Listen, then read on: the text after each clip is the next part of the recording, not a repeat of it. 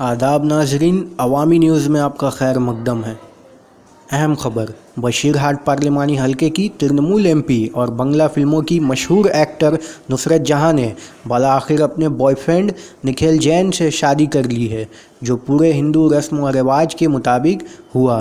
ख्याल रहे 28 साल नुसरत जहां मॉडलिंग से लेकर बंगला फिल्मों में अपने की बुनियाद पर काफ़ी शोहरत हासिल करी है और इस मरतबा वो तृणमूल कांग्रेस की टिकट पर बशीरहाट से कामयाब होकर मेंबर ऑफ पार्लियामेंट भी बनी। उन्होंने इसकी हलफ लेने से कबल ही कपड़े के कारोबारी निखिल जैन से तुर्की में शादी करी है।